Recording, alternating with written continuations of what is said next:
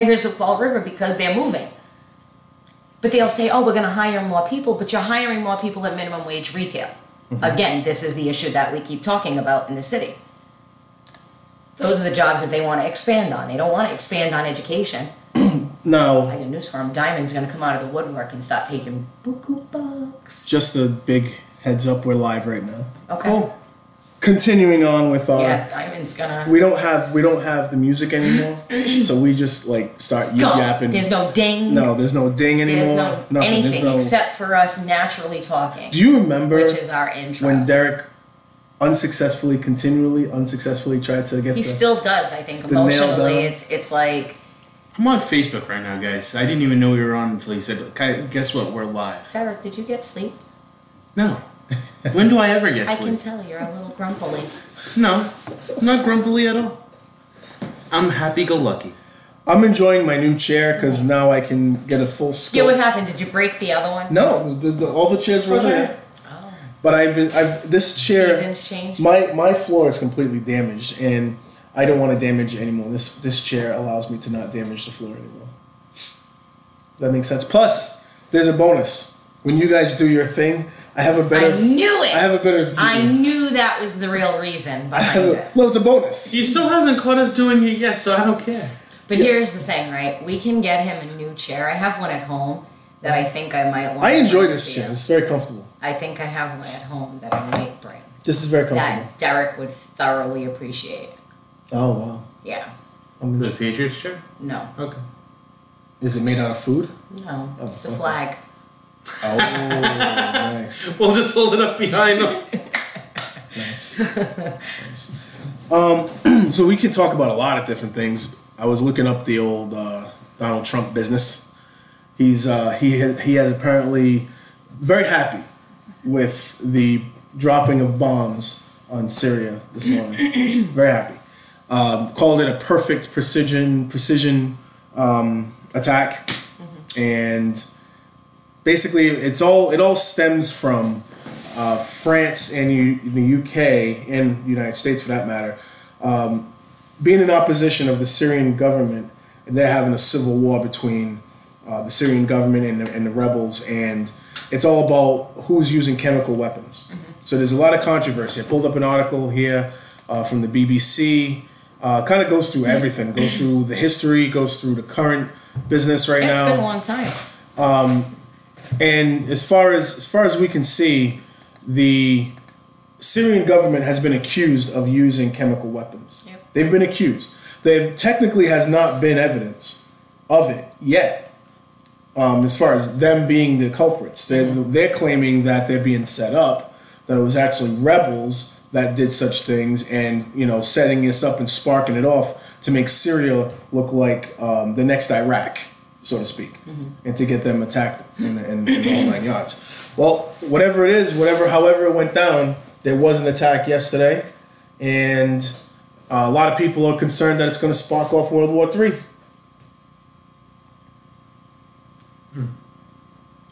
That's what a lot of people are showing right now on the web, the interwebs. On the interwebs? Yes. It's possible. Yeah. But it was also possible when we first got into Syria.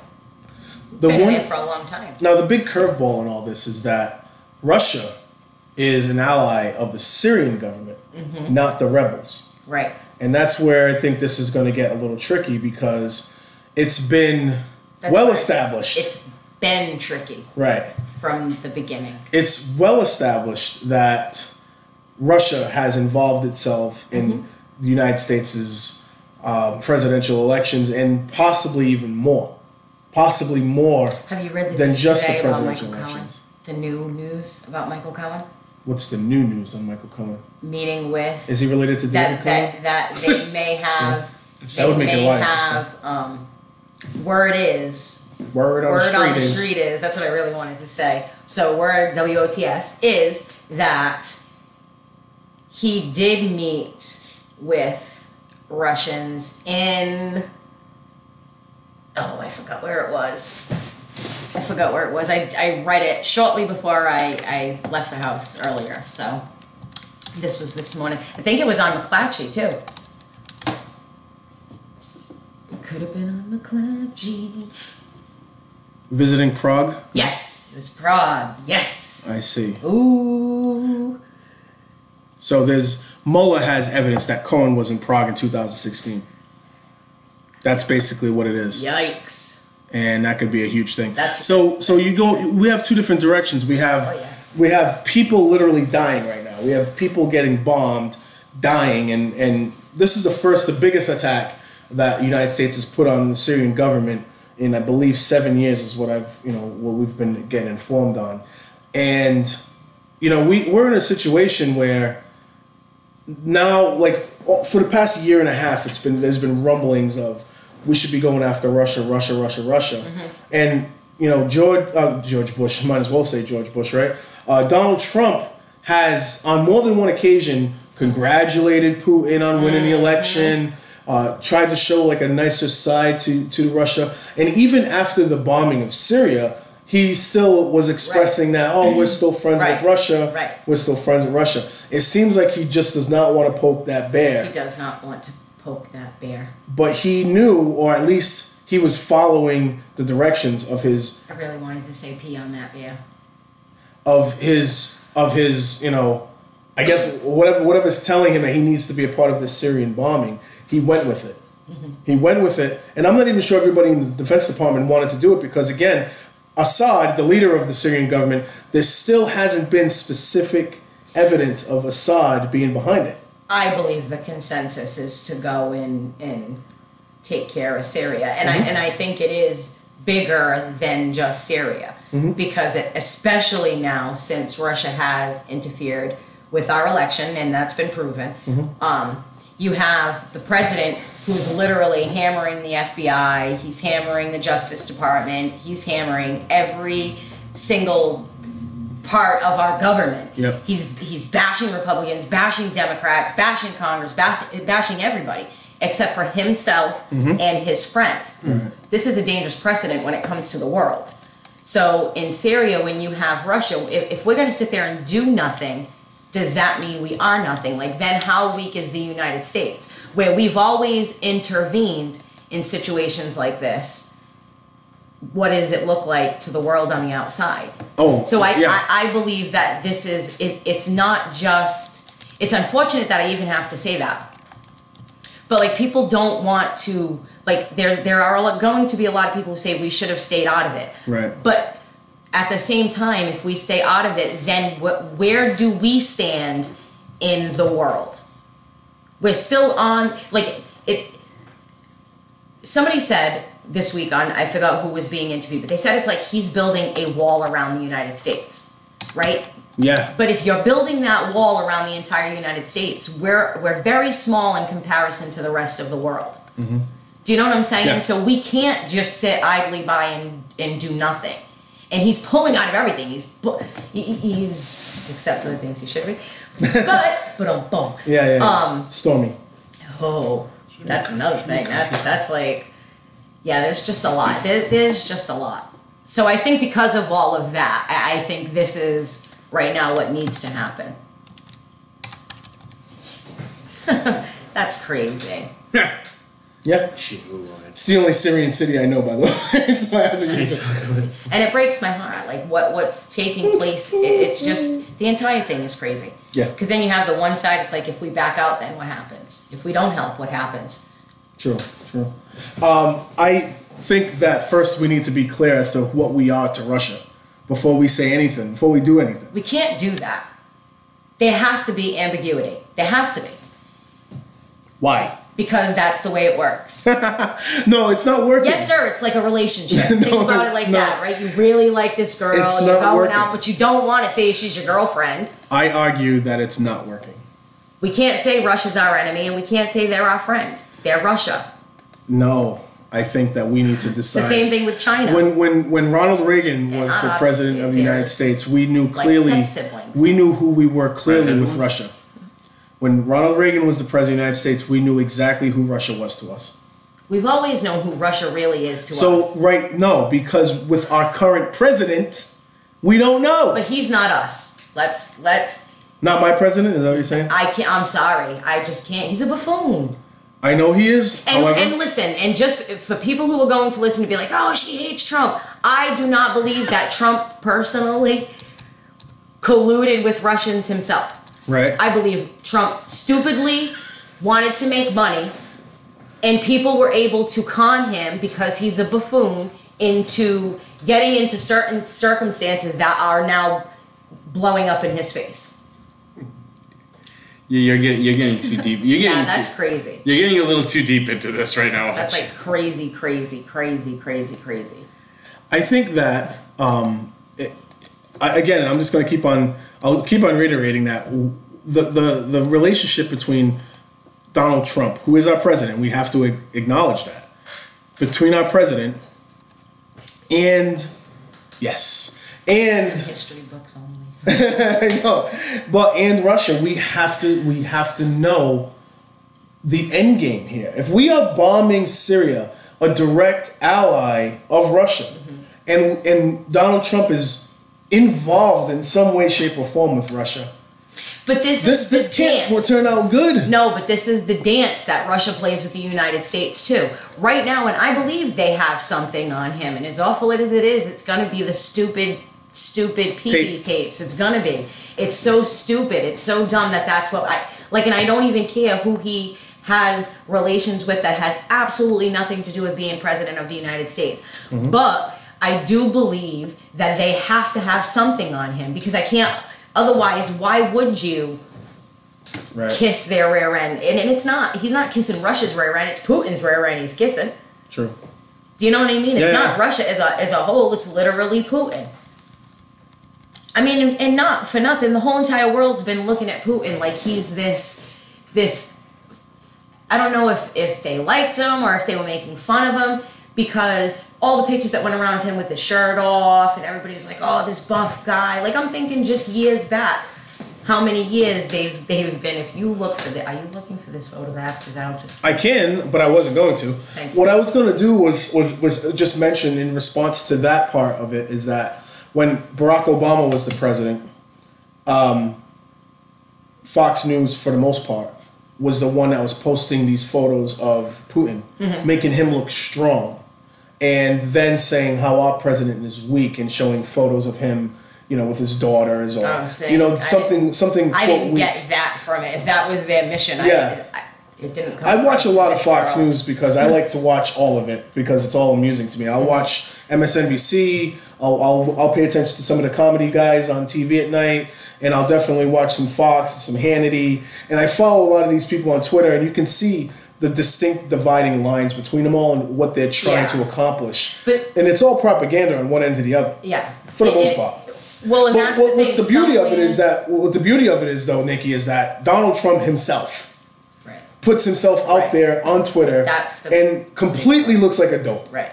That's the one. Even when he speaks, even when he stands up and he speaks, when he's not reading from a teleprompter, it's like, what is this guy saying? No, if he's not told what to say, he completely will go off on his own tangent, and you're right. It doesn't, and nothing he says on his own makes sense. Or if he does go on his own, he's making fun of this and that and the other, and he's making no friends. He's making more enemies than anything else. Which you even have people in his own political party that don't want anything to do with it. When you have the president of the United States literally bashing the Justice Department, the judicial system, the special prosecutors, like, he is obliterating, and I'm sitting at home thinking, are we kidding?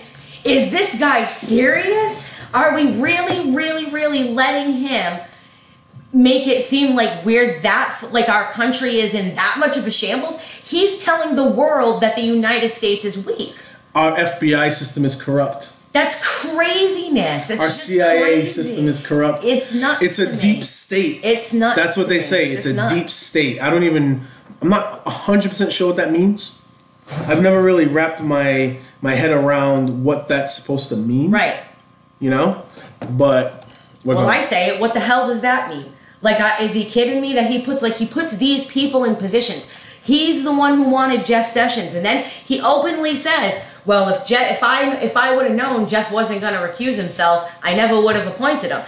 Hello, like, if you're a Trump voter or not, how can you sit there? That's, to me, that's not even party over, that's self over country. Now, you had a gentleman step down this week. There's been so many. Mr. Paul Ryan. Oh, that's the biggie. Now, Paul Ryan stepped down. That's a behind doors deal with the Dems, guaranteed. Now, he stepped down, and this is just a reflection of the fact that there are a lot of Republicans not running for re-election in the House. Mm-hmm. Herds. They're running. Yes. There is a strong, sharp backing away from the President of the United States right now. He doesn't sound stable.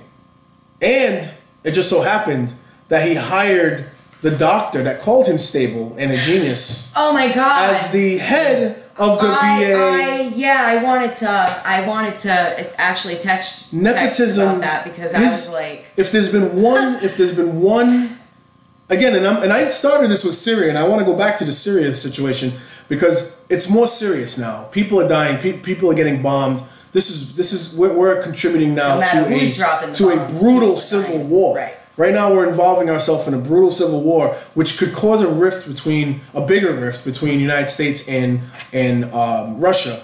And we don't have a very good relationship with China, from what I understand. No. And we're not really developing a realistically healthy relationship with North Korea. And that's where Trump's making his mistakes, because I've always said any president gets into office, I can have some respect for him at some point. This buffoon, when you're knocking North Korea and you're knocking China and you're knocking this one, you're knocking that one, we're alone. The cheese stands alone. Oh man, that's Farmer and Adele. I got that. So wow. For anyone out there, for anyone who's ever the cheese, you know what the hell I mean. Who's not familiar with Farmer and Adele song? Well, at the end it says the cheese stands alone. That's very serious. Well, maybe Farmer and Adele's different for project kids than it is for outside kids. Because if you're the cheese, you get hurt. So Donald Trump has got a lot of personal stuff going on in the media with the Stormy Daniels stuff and the Russia and and the investigation on this, that, and the other. But what's more pressing right now is that as the president of every president has some type of personal scandal going on with them, right? Every president had something going on. Even Barack Obama, which a lot of liberals will say didn't have a lot of scandal because he was married and he had his kids and all that. He never cheated, which is perfectly fine. But there was a reverend when he was running that he was associated with that literally was accused of terrorism. Yeah. That was a little bit wild. Right. So just realize that every president has their backstory, and you can dig on any president. How it just so happens that Donald Trump has two things working against him: one, his mouth, and two, the internet. He can't help himself. So. Oh, he's so egotistical. That's his problem. So that's what makes it unique with Donald Trump from other presidents, especially the ones before the .com era. The ones like the John F. Kennedys and all those guys back there. Could you imagine Nixon in the Twitter era right now? No. I couldn't even imagine it. I mean, I can't imagine it. Okay. You mentioned late night hosts. Yes. I haven't watched late night hosts in a long time, but lately I love comedy. I'm super big on comedy. Anybody who hasn't watched Girls Trip, watch Girls Trip. That's a funny show. Hilarious. I saw that the night it came out. It was funny. I just watched it over the weekend, so that's why I had to bring it up. Anyway. But Stephen Colbert, some of the stuff that this guy has to say is hilarious, hysterical to me. Okay. I had to bring that up because when he'll talk like he's Donald Trump, he'll read his tweets. So these two are connected. ... So this was on April 13th, just yesterday. James Comey is a proven leaker and liar. Leaker. I know. I wanted to give you a chance to say that, Derek. Virtually everyone in Washington thought he should be fired for the terrible job he did until he was in fact fired. He leaked classical information. Classified. Ooh. I love it. It only was a matter of time before you mispronounced something. I love it. Classified information for which he should be prosecuted. He lied to Congress under oath. He is weak and untruthful slime who was, as time has proven, a terrible director of the FBI. His handling of the crooked Hillary Clinton case and the events surrounding it will go down as one of the worst botched jobs of history. It was my great honor to fire James Comey. It was my great honor. Like, oh my God, that's how dumb he is. That's really how dumb he is. That's just how dumb he is. Like, I don't know if it's just me. like I hear people, like my grandmother, what goes on in this house stays in this house. Like, there's just stuff you just don't talk about. And this buffoon is online. Pooh, free as a bird. Well, let's be real about it. This is in response to Comey himself, Which was coming out with stuff too. I can't even take it. Right. I've been enthralled in this since last summer. The thing is that for everything that we say about Donald Trump, right, and it's warranted for the most part, right? Yep. Other people are also putting themselves out there. Oh, they are? They just don't happen to be the president of the United States. That's the difference. As a retired FBI agent who wants to make some money on the side, he's writing a book. O.J. Simpson, who just happened to kill people, I know, and got away with it. I still don't wants like to the write fact books. that Comey's But whereas writing Donald Trump is the president of the United States, he has sort of a responsibility to say, I'm above this. I'm not going to let this distract me from doing my job as the president of the United States. He needs to be the bigger man in all this. And for him to take it that level where he's posting on Facebook, someone's an untruthful slime ball and leaker and all this other. I mean, you can go on his Twitter page and find word after word after word. I mean, it just gets. It doesn't look like somebody that's protecting. It's not. It's not, because even if he's not instilling confidence, even if he really thought all of those things, he wouldn't. Like, how you have bad teachers, but it's not the entire school you knock down because you got a bad teacher. And the whole thing, right, everybody's like, oh, James Comey, he just wants to be rich, he just wants to write a book. Maybe the whole reason he wrote the book was because this guy's reputation was pretty much rammed into the dirt before Trump even got elected. How many times did Trump knock him down online before the election? Well, actually, before the election, I think he applauded him, and then after the election, was like, he needs to be fired. Yeah. The thing about it with Comey is that if you remember correctly, the media was all over Comey at one point. They were mad because they had a last minute piece of information on Hillary Clinton, right before the election, and from polls were showing that she was winning about maybe 53% to 47 or so, and then after the weekend, when Comey came out and was the weekend before the election, it was like that Saturday or something like that. He came out and was like, we have more information that could really, change things and blah, blah, blah. And then they had the election, he won. And then afterwards it was, we really don't have anything. Right. We don't really have anything. So to the media and to a lot of people who supported Hillary Clinton and didn't support Donald Trump, because some people didn't support Donald Trump but didn't support Hillary. Whatever. There were a lot of people upset with Comey because of that. Right. And then, just out of nowhere, it was basically on your position on Donald Trump as to how you felt about Comey. Mm-hmm. So once he started pointing the finger at Donald Trump, all these people started getting back on Comey's side again. Right. And that's just really how polarizing of a figure Donald Trump is. Mm-hmm. It's just a reflection of that. If you turn around and you start saying I'm anti-Trump, you already know who's going to be on your side and who's going to be against you. Trump. I think this speaks to what our country is. Yeah. We're a reality, it's a civil war, TV-based country. And, people often forget that Ronald Reagan was an actor. Yeah. He was an actor before getting into politics. Granted, he started a little bit down the road of president. He didn't start as president. But that's what made Trump famous to begin. Actually, what made Trump famous in the 80s was himself. Mm-hmm. Calling up the newspapers himself, giving information himself. Do you know what I'm saying? So this is a guy who feeds off of this attention. Mm-hmm. And he said it openly. He likes when people argue. To him, I don't think he believes he's president of the United States. I don't. I think he's fully aware that there are other people who are making the decisions, which is why he goes online and says XYZ, and it doesn't happen.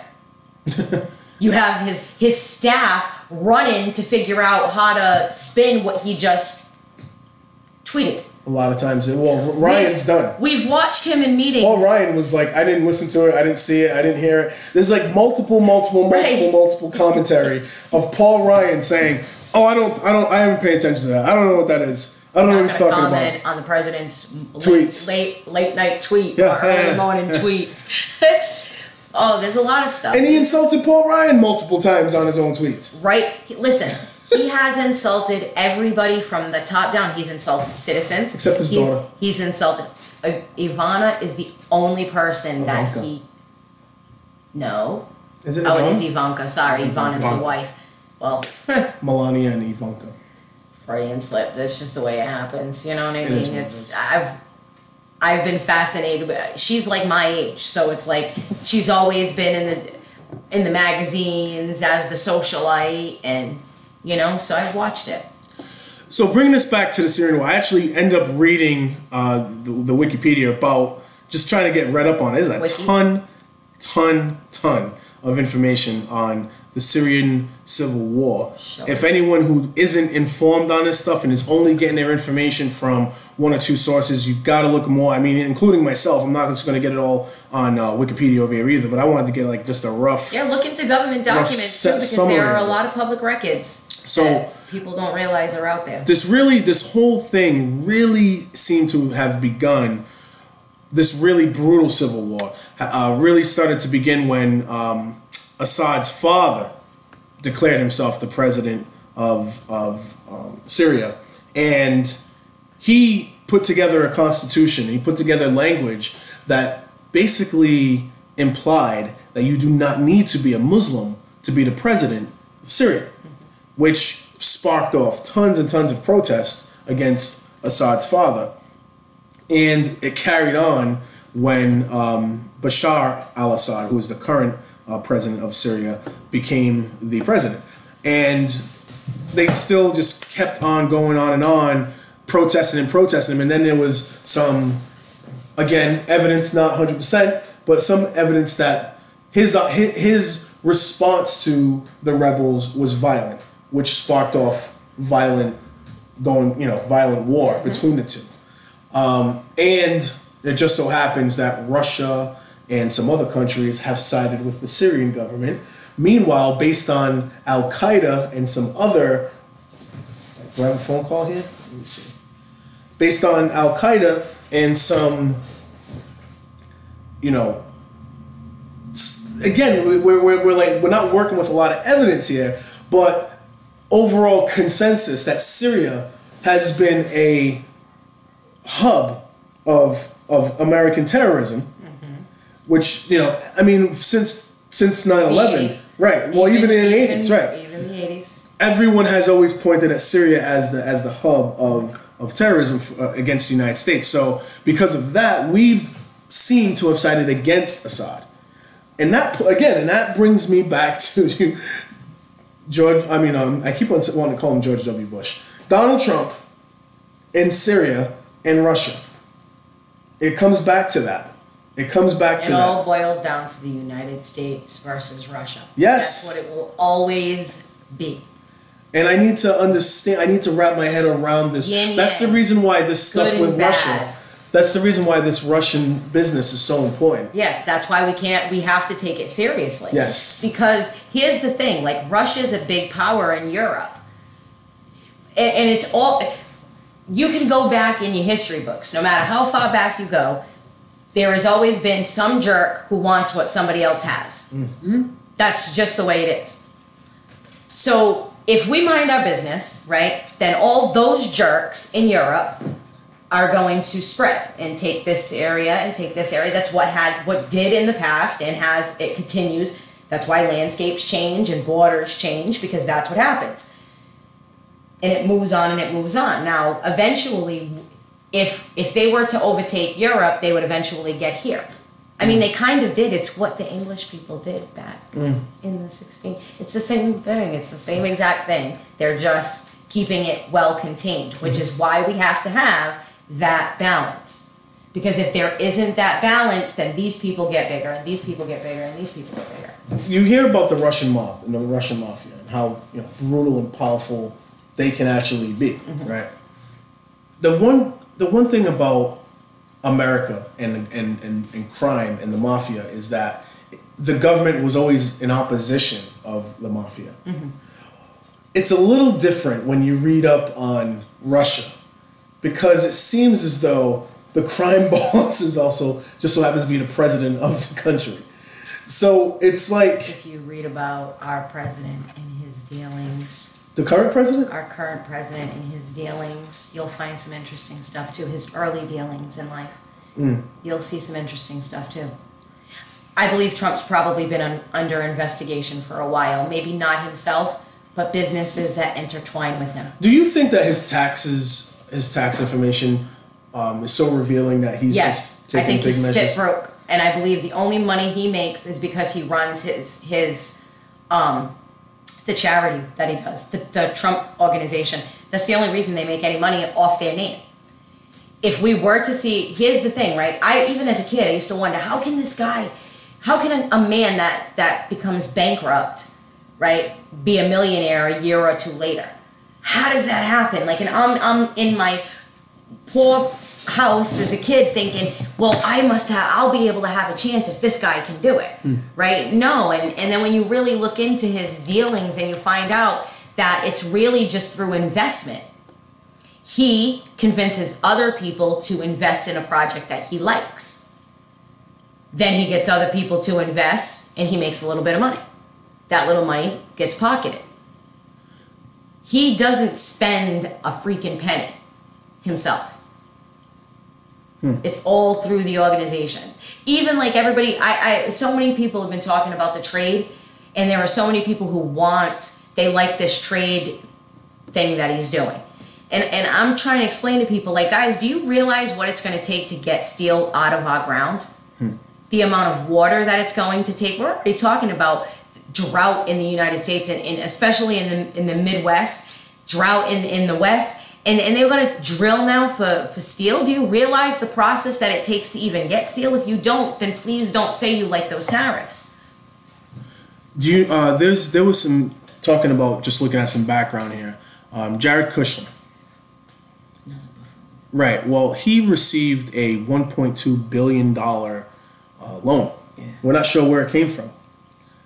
To save the address is 666 Fifth Avenue. Yep. And apparently, I mean, and it says here that he magically got the 1.2 billion he needs, and no one knows from where. And then suddenly Qatar is off the bad list. Yep. And in Qatar, they were going to contract with a company from the United States to build infrastructure. I think it's called Qatar. I think I'm getting it. No, you're not. It is Qatar. All right.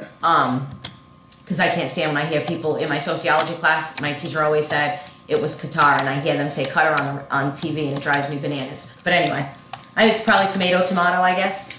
No, it's Qatar. Qatar. Korea. Had to throw that out there.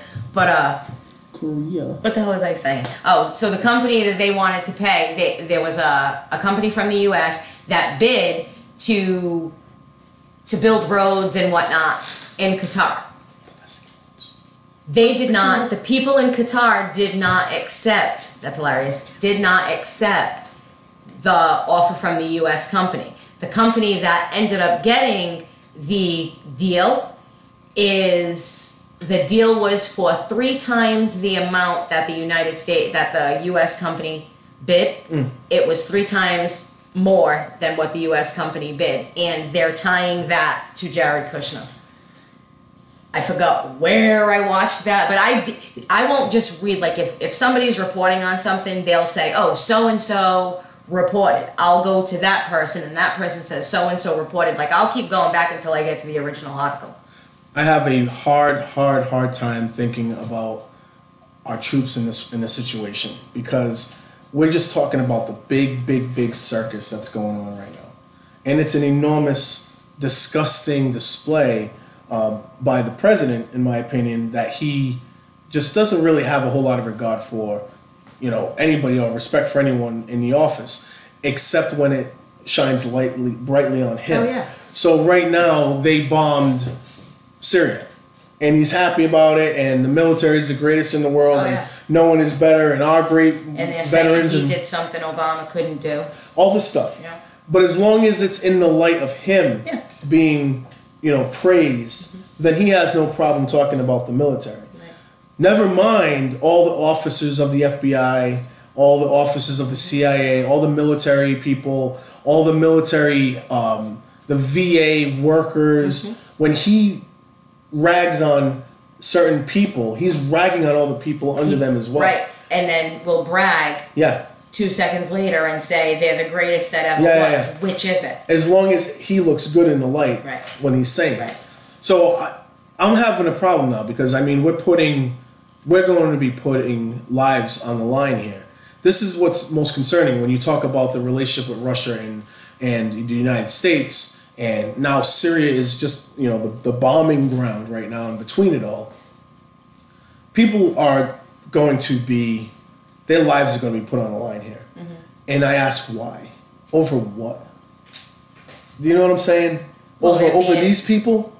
Well, the thing is, they're being killed. If they are being killed, and I mean, I've done enough research that I would hope that The everything chemical- that I've read, I mean, there are people really being killed. But the thing is, the president also can't be happy and smiley about dropping bombs, but at the same time say, I'm not taking any Syrian refugees. That's where the problem comes in. Do you see what I'm saying? That's where the problem for me comes in, because then you're faking it. You're faking it. If you're going to blow up these people's homes, you need to be accountable for these He's people. only doing what his Republican fan base. It's not just Republicans. Their Republicans and Democrats alike want the United States to go into Syria right now. I'm not talking about going into Syria.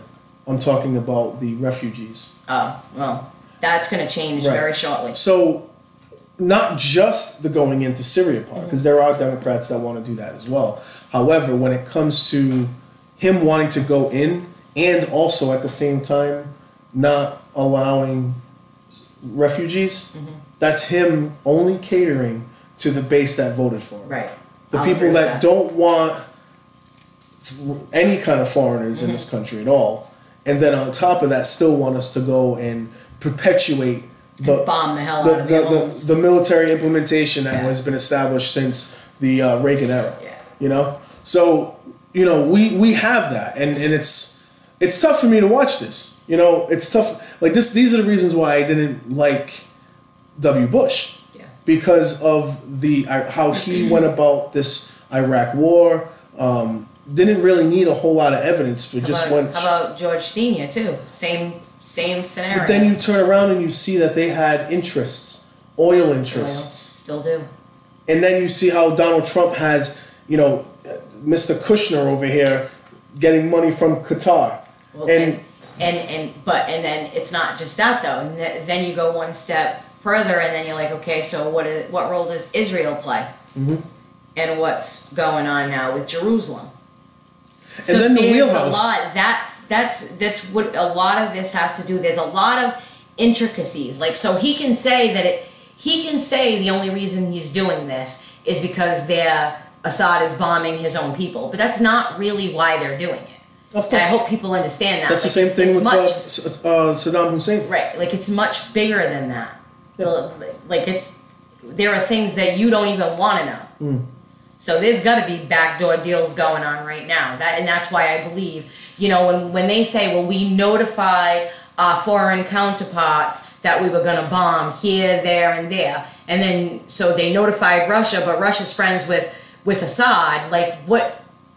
What did we just accomplish? Well, it's a mission accomplished. That would be like a city councilor. He did. That would be like a that's city. right, he did. That would be like a city councilor getting notified that the police department was going to do a raid on their property, and then that city councilor goes and notifies their tenants that there's going to be a raid next week. Speaking of city council. Kind of sounds familiar, right? Oh yeah, I got you. But Did you figure it out did you just see now? the similarities? I knew from the minute she said Okay, it. all You right. see the similarities, though, right? It's the same situation. It's the same kind of setup. Speaking of city council, Nikki, nice segue. there's been a little bit of baggage being brought up on the old airwaves again, and the newswire. On the interwebs? On the newswire? internet, I like the that you just said that. The newswire. I just felt is like it was 1920 the for a second. Fall River, Said newswire. hot off the presses. I pictured him with a little beanie Yeah, on, the little selling hat. newspapers on the street. Get you Extra. read all His about it. knickers. Oh, try. No. In the Oh, watch our accent. Yeah. Knickers. NICKERS. I said it plenty clear. If you need to get the earwax taken care of, buddy boy. Just saying. Just saying. Oh wow.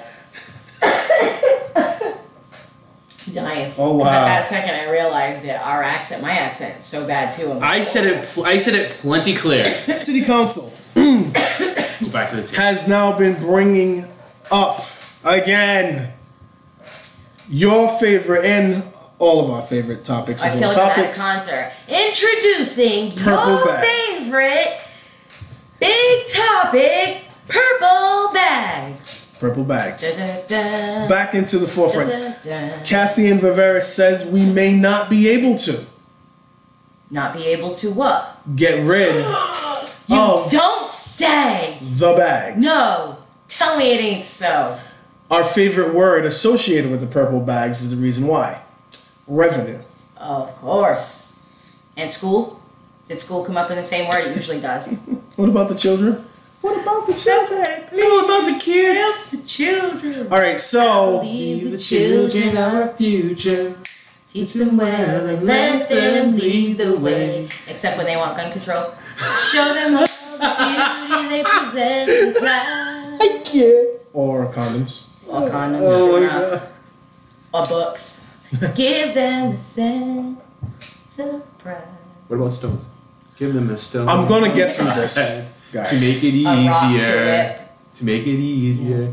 I can't go. To I'm whip gonna get out this. the shooter that busted through the door. All right, I'm just gonna All keep right, on we're talking, and moving she on. can keep on singing. So they brought up the purple bags again. It's come up in conversation. City Councilor Brad Kilby, which you even said to me was I a did. good idea, It is. Why not? What the hell?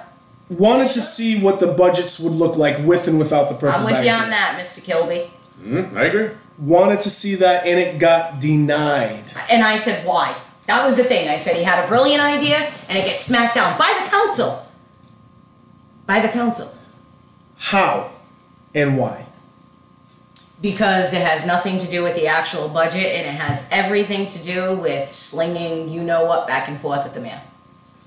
So you feel like they're in a position of more of an advantageous position if the bags remain, and that they can hold it against him if they take it off, because then they can say, where are you going to get the money from? Right. The entire time. Well, let's face it, okay, guys. The dopes that are going out and buying the purple bags, and I'm sorry, but the dopes that are going out and buying the purple bags, right, because we're all dopes, you're adding to their fund. You're giving the city money. So for anybody to come along, and let's not pretend that Cliff Ponte didn't say the same thing, they do have hopes. They're like, yeah, I can work that budget. But then when they sit down and they're like, well, the bags are bringing in, like $2 million. We need to keep this around, because if we get rid of $2 million, well, where are we going to get the pensions from? Well, we're going to have to get rid of firemen, and we're going to have to get rid of police officers. We're not going to have enough money to give the school department. We're going to be behind. It's not going to be right. So I called into former mayor's WSAR radio show. We all know how you feel. We all know Nikki's a huge fan of this. We Huge had fan. a conversation. Huge. We had a conversation of And it's a conflict I have with myself. of the purple bags. Will Flanagan and I had a conversation about it. I think it was long overdue, because I think he's been using his radio show a little bit from time to time to tell how good the bags are for the city. Correa did too, and he needs, and Robert Correa, Mr. Bob Correa, needs to come back and take his responsibility for all this purple bag baloney too, and he knows what I'm talking about. And I know he's older, and I respect that, but I don't care. So Will allowed me to bring up some topics there. One of the first Gave you things. permission? Well, it's his show. One of the first things that I wanted to bring up was, I said we can tell what this program is by where the money goes. Right. And I said, where does the money go, Will? And he said, to the general fund. And I said, okay, to the general fund it is. To me, because the money goes into the general fund and can be used to pay for other services, it's not a fee, it's an actual tax. And I always felt like this was an illegal tax that you put on the city. It's always back been. in 2014. And he said, take it to court. And I said, I've been waiting for my fine. I never got one. And he's like, okay.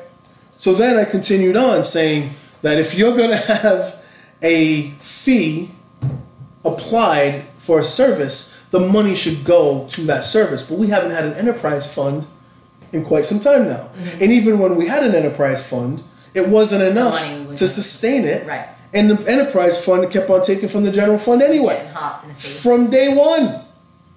We kept going back and forth on that. He didn't really have much of an argument, by the way. He just said, that's in the past. It's water under the bridge. And I said, well, if you, he's like, well, I had an enterprise fund when I implemented the bags. I said, yeah, but you kept on telling everybody it was going to pay for fire and police. Right. And also teachers. And then you were like, well, and then Will said, it's based on the fact that I'm calling him out, so go ahead. Go ahead. It's based on the fact he knew what that he was doing when he took if down they the weren't- incinerator. if they Let him weren't- play it off. I know you. if they weren't pulling from the general fund anymore, then it was going to save fire and police. I said, that's not how you presented it. And I think if you did present it that way, that the Sanitation Enterprise Fund wasn't making enough, because Sam did, but guess what Sam decided to do in response? Yeah. Right. He ended up doing a $10 per unit fee, which was absolutely He nuts. knew nothing in the Right. process. He was There not needed to be a good. recognition that the Sanitation Enterprise Fund was too expensive. Yeah. So then he goes, well, we'll try. If you were the mayor, and I'm like, yeah, I could probably get 12 votes for mayor. If you were the mayor, how would you have handled it? And I said, well, the first thing you got to do is know how expensive the process is. Yep. You have to know how much it costs to get rid of our trash. We've never gotten that cost. We've never gotten that cost between residential and other services. We never got that. Nope. And purple bags should only be paying for the residential piece. And let's not forget, when Flanagan was mayor, he was allowing construction debris to be taken at the dump, not at the dump, excuse me, on Lewiston Street, even though legally we weren't even supposed to take it, according to the state. I remember that. You know, so there's a lot of stuff. So he either needs to say he wasn't smart enough to know all the details and he didn't get involved in all the details, or he needs to say, yeah, I knew about that, but I did it anyway. You know, I can't blame him for there being a sanitation enterprise fund to begin with, because that was Bob Correa, which is why I said he's got a lot to answer for too. And he needs to come forward and say why they started that to begin with. And I go back to it over and over again. At that time, we had the incinerator. At that time, there were outside entities outside of Fall River who wanted to bring their stuff to Fall River to burn in the incinerator. That's where the enterprise fund came in. That was the revenue they were generating. Because we were able to because sustain the it. incinerator. Right. Okay? Shortly before Flanny implemented the purple bags, he went in and who took down the towers at the incinerator? Who did? Flanagan. Was it Flanagan? Okay. With a quickness. Without notice, it was out of nowhere. He went in there and all of a sudden, they were gone. You couldn't use the incinerator anymore. And it could have been at that time, even with the new regulations, the new EPA regulations, because it was already there, they could have retrofitted it. They could have had somebody come in. There could have been people who did the right thing and we could have done it the right way. That's not what happened. He needs to take accountability for that. Instead, he made deals with companies outside of the state to take our recycling. And I'm going to say it again. Where did the money from that go? Out of the state. Yeah. Out of the state. Illegally out of the state. There were a company in Tiverton was taking our recycling and our yard. Well, they could take our yard waste legally, but they could not take our recycling legally. It was an illegal contract. And then Casella was driving to this company and picking it up. Why wasn't Casella picking that stuff up from Fall River? Why did we need this company in Tiverton to begin with? This is stuff that Flanagan doesn't want to bring up. That's why he's like, oh, let's not talk about that. Because there's backdoor deals, buddy. I'm pretty sure he gets phone calls from people from Tiverton quite a lot. Yeah. Oh, you were a great mayor. Yeah. Great mayor. You was a great mayor. Mm-hmm. Use. I don't think they talk like that. Yeah, they do. I do. When I'm out there, I'm like, what are you doing? You're a masshole. We say use. I am a total Fall River girl. No kidding. That's why I get very upset when people like to make fun of Leo Pelletier. I tell him, you do the right thing. You leave him alone when it comes to his accent, man. He's Fall River. Yeah, that is the. That's his accent. That is the most true. He is Fall River. He is so. He is charming. Big time. Oh my God! Like I am Iron Man. We could have a picture of Leo Pelletier. I am. Continuing on. Yeah. Charming. The most recent council meeting. I love Leo personally. You can kind of see where. Well, not like that. We're moving on. You can kind of see where who is put who You they've see where the lines are. yeah, the lines are being drawn. Who's put whose eggs in whose basket. It's pretty much a done deal as to who is all their allegiances as to where it's going. Predictions. I think we all know who's going to run for mayor next election. Fonte. Yes. You have a different opinion? Too soon. No, I'm going to tell you right Definitely now. not too I'm going to tell you right now. Cliff Ponte. He's going to run for mayor. Without What a mess. I hope not, because I like Cliffy too. It's too soon for him. Without question. And he knows I don't sugarcoat it. And I It's still don't too soon think for him. I don't think They're gonna use him. Honestly, I don't think Kadeem will do it. Simply I don't because think he wants to. I don't think. Well, no, because unlike the other Jack Wagon who used to be the district attorney of the area. Ah. That guy. Did you know fallen that? non-man. Did you know that he was a district attorney? No, I had no idea. I just made it up. Fake news. He's actually Kadeem would legitimately be taking a pay cut to do this. I like that. That was good. See, that was good. You had to let me matlock this thing. Listen, it's like, what? That was good, Derek. That was good. You got your way through that one. You matlocked your way through that. I did. I like that. And he was very quiet for a long time. I was thinking, I'm like, wow, what's the matter with Derek? He's really quiet. No, he got that out of his system. Yeah, I'm good. Did you just need to Facebook for a while? Yeah, I did. I know. Well, thanks for joining the show. Nice to see you today, Derek. Well, no word of a lie, I had something going on, so okay. I had to fix that up. Okay. Has Jazel Correa lived up to his promises is a really good question to ask. If he does not follow through on this purple bag thing, is that going to jam him up? No. Is that what the city council is trying to do? I told you, yes. Okay. Is that what someone on the city council is trying to do, though, is keep those bags so that they can jam them up? I have a feeling that's the truth. I think that... No. I do. mean, okay. I think honest and truly, okay, and this is me who looked at the budgets, I've done the trash thing, okay?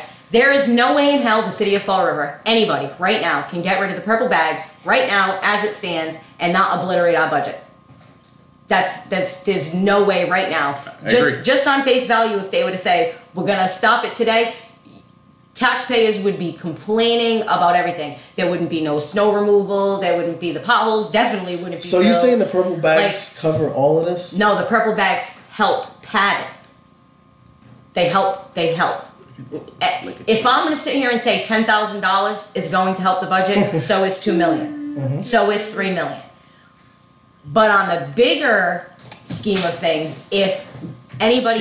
Can we say scam of things? Scam of things. Yes. If anyone on the council really, truly knew what they were talking about with the purple bags, they would then be giving ways that we could reduce the trash that we get rid of to begin with. And I still don't know why none of you dopes have said, hey, why don't we get rid of this recycling contract altogether and let our recycling go to the damn place that all of our trash goes, where they separate it. So yes, that the place where we pay to take our trash, cheaper than we pay to take recycling, send it all there. Let them make the money. They're a Fall River company. Let them make the money. They can hire more people because now they'll be getting a little bit more trash. So would you do all of our hauling and everything through Republic or no? The Would you hauling? Yeah. Republic? You can Easy. keep that. No, at a bid. because Yeah. because I believe the city should be doing the hauling. I think the guys we need to have, right? Everybody's like, Easy. whoa. I think Republic. Easy disposal. Yeah, right now. easy. Yeah. I think we need to have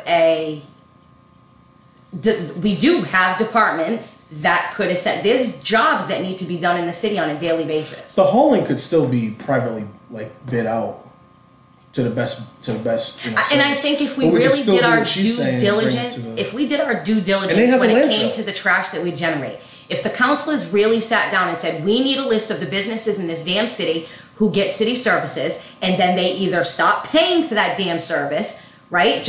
Whether it's buying purple bags, whatever it is, either they stop paying for that service, or like the other businesses, because Rob Mellion can help you all out because he stated on WSAR that there are businesses in the city of Fall River who are grandfathered into receiving trash services from the city at no cost. So we need to reevaluate those contracts. We need to look into those things and see where our money is going. Here's the second part of it is the schools. I've said this before too. What trash are our schools throwing out? Most of it is recyclable, right? Cardboard, paper, and then food from the lunchrooms. Can we get in touch with any company in the area, like Stop and Shop in Dayton, in Freetown, that have the anaerobic digester there and see if we can bring our food waste to them? I've been saying the same thing for years, and not one of these new counselors is even, I applaud Kilby for saying, let me see 2 comparisons in the budget, but you're not asking for how do we lower Is what we Republic is not gonna and have they're so quiet, so I don't know what they're. Republic is not gonna have a landfill for much longer, right? There's no landfill there right now. Mm-hmm. There's no landfill there right now. Republic is a humongous business, all right? I only say let's keep it with them because that's where our trash goes. Mm-hmm. That's where it goes. It's right here. It's right here. Boom, right there. Our trucks go there. That's it. They don't go outside of Fall River, they go there. Why are we paying the third? There is problems with landfills, but because Trump did come in and the EPA right now is all, things are a little bit different. Sadly, because, and that's scary in the city of Fall River, because they haven't been approved for expansions in the past, but it's scary what could possibly come up now. But anyway, I'd like to get more informed on the whole sewage situation too, because I remember they were talking about having a central sewage area, and of course one person mentioned Fall River, and I'm like, no. Yeah, no. And that's what I said. Why does everybody think Fall River needs to take everybody else's trash? We're not trash people. So if you want to keep taking other outside trash, you're telling the world that we're trash. Give us your trash. Give it to us. We'll take it and we'll make our taxpayers foot the bill for it eventually. Well, that's the thing too. We're not getting paid for it. Right. It seems like everyone's dumping it here, and we're shelling out all the cash for And it. make no mistake, there are plenty of employees who work for the city of Fall River who bring their personal trash to work. This is another thing I'd like to stop.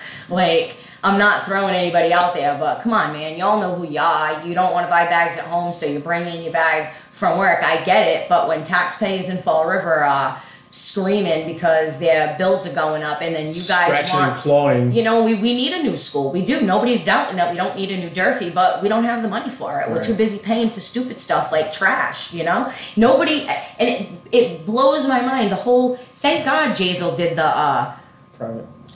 there are a few things that I'm glad for, and I still can't say whether I back privatization or not because we won't know if it's financially positive for us Well, if until you need the figures, I think I know a former city councilor who can get you the figures if you need to know. If you need that information at all, Nikki. You finally got them? Finally got those figures? Yeah. You got those figures all right. Yeah. No, not at all. Yeah. So there's just a lot of stuff. If they're I really actually serious think- about the trash thing, they could do it. I've looked into so much. I'm so confident that I actually think that we could cut our bottom- trash output. I think that hands down, privatizing the hauling was the right choice money wise, in comparison to what was going on before it.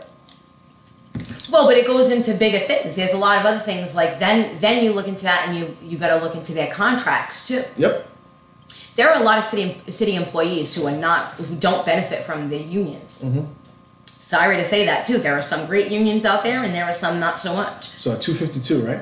Local 251. 251. That's it. Yeah, they obliterated and the guys that work for the DPW, my heart goes out to them so bad. But I tried telling you guys, when you work in your position, right? And if you know that you're doing a damn good job and you're doing the right job, speak up when somebody else isn't.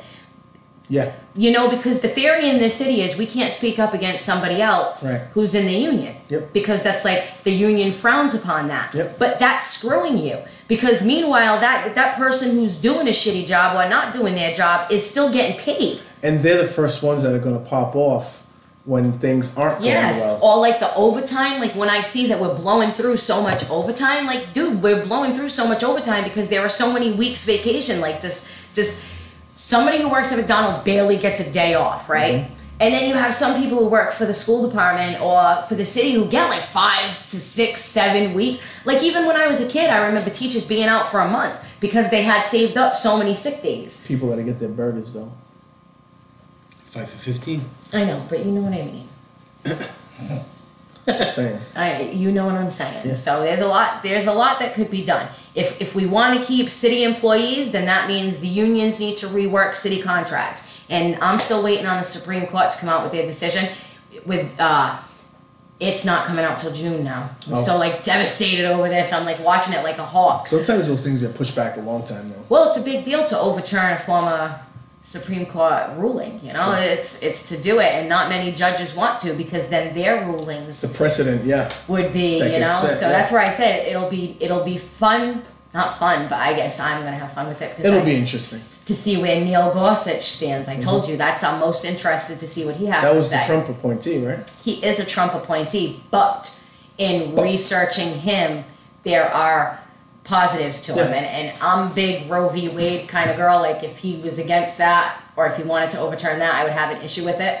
But when I've watched him in plenty of interviews, and when asked, he said he had no desire to overturn any former ruling.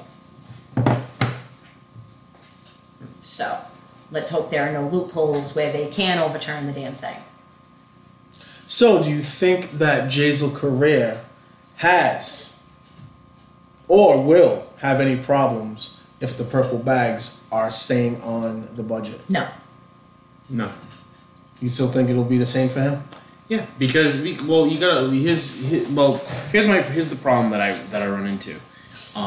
They're going to try to get he will say that he's going to try to get rid of the purple bags. As we heard that it's going to be a revenue problem. There's one way he could do it. And I'm not saying it because I don't want it, so I'm not saying it. That's what I texted you guys. I texted it. Fair enough. Nope. But let's look at it the other way.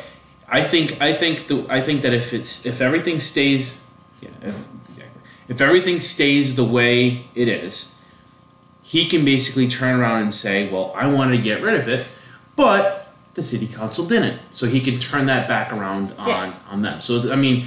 I think it's going to be a passing of the buck. It's still pretty much. It's exactly what it's always.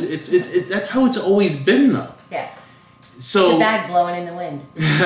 American Beauty, nice.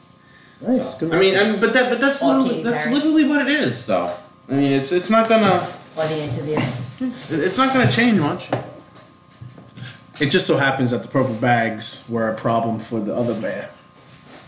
And the other one. The purple bags have been a problem for quite a few years. So I wonder if so you're saying it's not going to happen. And a few city councils, I'm saying if they really want to get rid of the trash problem, they can, but they don't because it brings in revenue. That's what I'm telling you. Yes. So the simple fact that every single councilor, whoever talks about it, and I mentioned this too, talking to Will Flanagan, that whether it's Pamela Bowe, whether it's Sean Kadim, whoever it is that's out there.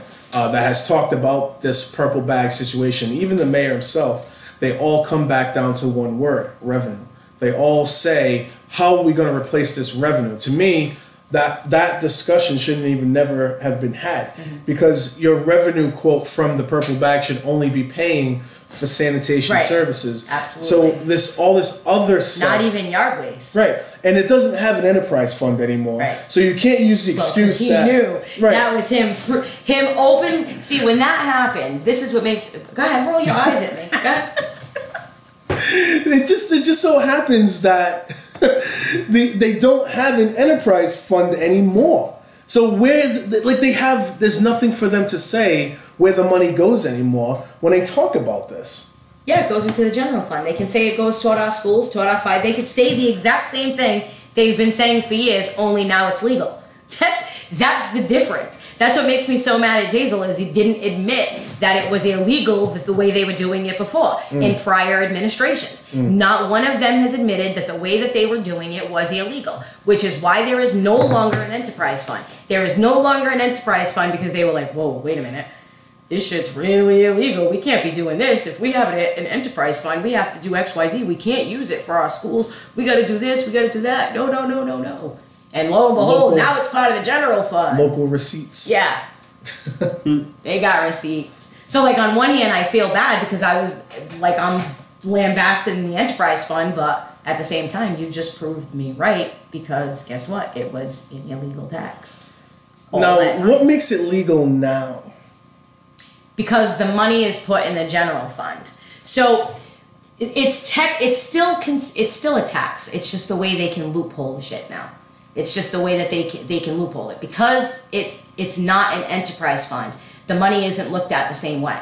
You don't need the exact same receipts. So now he can take that money and use it for schools because it goes into the general fund. Any money that goes into the general fund pays for things that go to everybody. But how can you justify the bags? He hasn't denied service. He'll still pick up your trash whether or not it's in a bag. Yeah. Purple bag. That right. The only thing they have to legally pick up your trash, and now he knows that. They can fine you as much as they want. They can fine you as much as they want to. There's no legal recourse to that. That's why I chuckle exactly every day when I hear like the fines are going out. I'm like, yeah, have you ever had to pay it? Because then they'll say, oh, the housing court just lets everybody go. And this is the game that Flanagan set up in the first place. I told you, he was an evil genius because he didn't give out any fines. So nobody questioned it for a while. So the truth of the matter is, people, you should have boycotted the bags in the first place. Yep. You stop buying them. Let the government figure it out how to budget the money themselves. Stop doing it for them. And if you want to go bigger, here's the thing, right? You don't even, if you feel bad, like I don't want to, I really want to buy the purple bags or whatever, okay, because I want to save the city money, then don't throw a lot of trash away. Watch the trash that you're generating yourself. That's what a lot of people, the people who are supporting the mayor, the purple bags were calling in and saying, oh, it's not that bad. It makes me use less trash, and I use this bag, and then I'll save the bag, and this, that, and the other. And everyone was giving their own little ways of how they But that's save ridiculous trash. that 50,000 people have to call in a radio station and offer their advice on how they save because the city can't balance their own damn budget. That's exactly like, right. come on, man. That's exactly right. Sad, man. Sad. It's the same thing, there should be, there are so many, there are so many references that can be, I just can't. You did not scribe that, though, right? I have not scribed it. No. You don't have to scribe it. I don't think anyone wants to. I don't think anyone has to scribe the. What he's saying is, Nikki doesn't, he just gave me the lowdown. Yeah, I know. I figured once we had this conversation, my scribing abilities were. That's why he didn't scribe it yet. He was smart. Didn't have to. Hashtag scribing ain't easy. He was smart. Ooh. You didn't see that from yesterday? See that where? In our chat. What chat? Oh boy. Oh yeah, I might have been a little busy. You're busy. It's a hard scribe life for us. Oh my gosh. I love it. I love it. Now he's doing it too. That's so awesome. Isn't it fun when you can do it? It's like, wow, that's pretty rad. See, I love it. Oh man. Of course.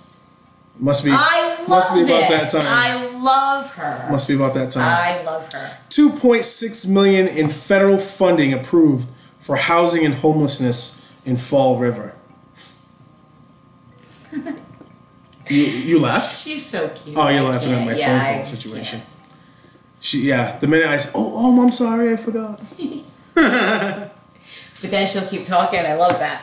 Oh yeah. Well, it's just great. call me after. Well, I was gonna ask you if you could take me to Click. the store. Click. Hathaway named new Fall River Inspectional Services Director. Do you know that name? Like the funeral? Yes, I do.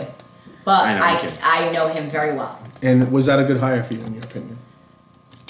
Yes, Good. on both levels. Because I don't really like to comment. Like I know him. I know him from when I was a kid. Like he was a baseball coach. Yeah. So I've known him for many, many, many, many, many years. Cool. And I like when I see somebody from Fall River succeeding who's kind of, but I don't know, you know what I mean? There might be somebody else out there who's like, he's got a big pension too. So that's why I said I know him personally, so I don't really want to.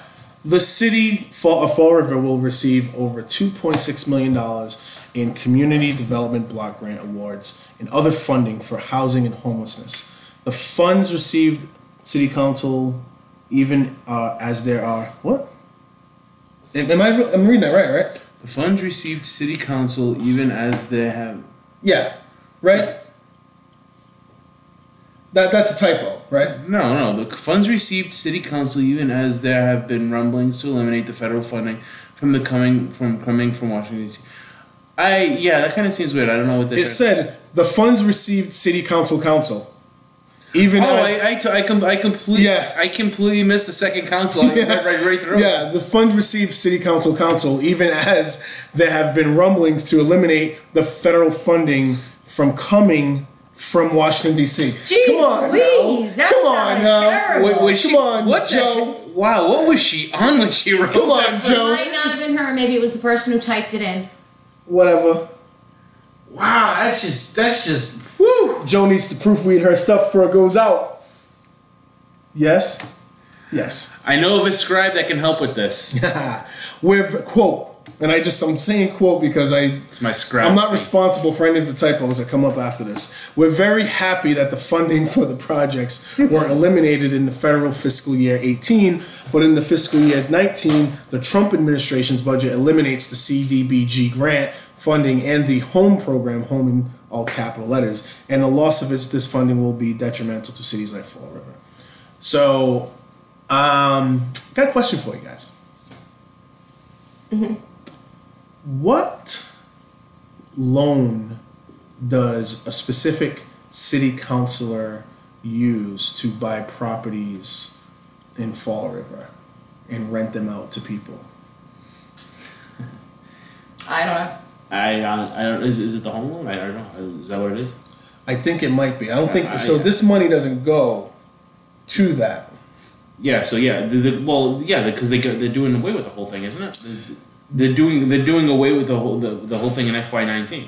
Said the director of community development, Michael Dion, the agency that manages the funds.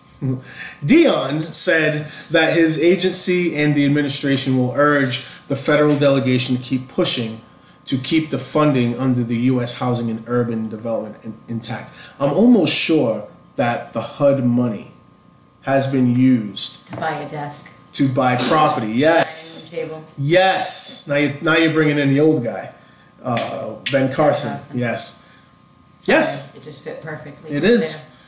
So that HUD money, maybe the reason why they're switching things around is because people have been taking advantage of some of this HUD money. Yep, it's possible. It's very possible. And nothing to be said about that either, by the way, by the president or anybody. They quiet on that. Very, very quiet on that. He cut welfare and food stamps last week too, and that was quieted. Nobody really We're going talked about that to much. see a push for them to do drug testing. Oh, he's such an idiot. Such a That's going to cost a lot more money. Yeah, but Massachusetts won't do it. What he'll do is what I noticed State Trump rights. likes to do is he likes to talk big, but then he's like, oh, let each state decide, because he knows his voters, his base want that, but his base is so like, God forgive me, his real ride or die base, they're very poor. They're very, very, very poor people. So it's not. Ride or dies. The Fall River Office of Economic Development. Have you heard of those guys? Else, that's for sure. Have you guys heard of this group? The what? The Fall River Office of Economic Development. Have you heard of them? Vaguely. What was Fraud? that? Fraud? Yeah. Fraud. Froed. Fraud. Froed, a historical recipient of economic development, is not on the list despite being the only applicant for the program. Say that again? So, the Fall River Office of Economic Development, Froed, if you will, Fraud. a historical recipient of economic development, is not on the list despite being the only applicant for the program. Rather, CDA is awarded $300,000 for economic development. Froed is in this year's budget, but Mayor Jazel Correa II refused to release the funds. He has said publicly that he intends to use the funding and that the Fall River Redevelopment Authority will be the economic development agency. I think there's too many chiefs, and we need more Indians and less chiefs. But this is an You can't ongoing have three different. entities. You know, it's different if it was federal or even maybe at the state level, but we're at the local level. There's no reason to have three different agencies doing the same exact thing. Because I'm going to tell you right now, from reading articles from a couple of years ago, like if you read the last 3 years worth of articles, there is competition. And right now there's going to be, and I'll say it, you heard it here, there's going to be two companies who want to grow, they want to cultivate, they want to grow, they want to test. Two marijuana companies coming in. One of the Froed supports, the other one supports. So guess what? That's what this is all about. That's what it's all about. It's what it all boils down to. So look at Carol Fiola's campaign donations and see which ones are donating to her that own marijuana facilities, cultivators and all that, and then look at Jazel's and see the same thing. And then you'll know which two companies are at a battle for the property on Airport Road. Interesting. So you said. The City Redevelopment Authority signed a letter of intent Wednesday with an unnamed national company to begin the process of selling 91 acres off of Innovation Way. And I just need to say that people can take this article and then read an article from like a year or two ago and compare them side by side, and you will see exactly what business it is. Which is? Marijuana cultivators. It's going to be a national... Because it's exactly what I did. A 1 million square foot plant that will bring 500 jobs is being planned for the biopark. 500 jobs at a 1 million square foot plant. The negotiations took place in executive session, according to Ken Fiola, the executive vice president of Froed, and Froed is the business agent for the RDA. A letter of intent is a standard procedure in large land purchases like this. The letter of intent allows the company to do its due diligence. Engineers for the company have permission to go to the land to make sure it is suitable for the facility being planned. Every company that buys property enters into an LOI. I might even have the name of the other company. There are a lot of details here. We have to look at possible TIF agreements, of course. Shocker. Yes. We have to look at the fact that they are taking remaining acreage in the biopark with only a quarter of the jobs of Amazon. Few details of the deal has been made public. Because the matter is still in renegotiation, the RDA met in executive session to discuss the possible sale that is allowed under the state's open meeting law. Haven't taken an action. By the way, the open meeting law situation, I don't know if you guys were up on that. No, what happened? We'll have to read on that in a minute. Haven't taken action, like signing a letter of intent, requires the RDA to publicly acknowledge the step. Tamil Crow, the company that built and owns the Amazon facility in the biopark, purchased 78 acres of land in 2015, a total of $3.9 million. There's no estimate yet on when construction will begin. But it says it's a significant employment opportunity, something that will create blue collar jobs in Fall River. Yes, there's two companies though, and they're at a battle. That one and InfraWed supports one, and the other one supports the other. Mass.gov too, if everybody goes to mass.gov, you'll see which companies have already applied, because they have to apply and say that they looked at properties and all this stuff, so there are companies who've already also done that. So you can connect the dots. A significant employment opportunity, something that will create blue collar jobs in Fall River. So there you go. Cannabis Commission hires Chief of Investigations and Enforcement. That's at the state level. Yes, I'm just letting you know. Oh, cigar found as cause of fire that killed Fall River woman. Do you know about this one? I did. It's unfortunate. There was actually also a pipe bomb. Somebody had So we're not sure. fireworks. It was fireworks. Was it? Wrapped in aluminum foil. Huh. And that was on Bedford Street, right? Yesterday. Oh, shoot. They shut down. Bank Street.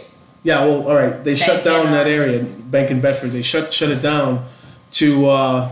They were doing some construction work, and they were going to tow Yes. a car out of there that was parked there. But then it just so happened that they had all this stuff going on in there, and from what reports were is that there was a pipe bomb or something like that in there. Yes, well, it ended up being the guy it was fireworks that were wrapped. But what I found interesting is when I went to look up more information about it, in December around Christmas time, there was a pipe bomb that was found in an apartment complex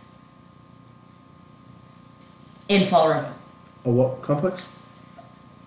I don't have any glasses, so I'm not going to be able to read which one it was. It was one of the mills that have apartments in it. There was a pipe bomb found in it. Unbelievable. And it was actually a pipe bomb. Unbelievable. Scary out here, man. You don't even know what to do anymore. And I didn't even hear about that. No. Don't even know what to do anymore around here. No idea. Anywhere you go, something can happen. Yeah. It's like what Linda Perez said, man. There's bullets flying all over the place. Oh, speaking of quotes from politicians.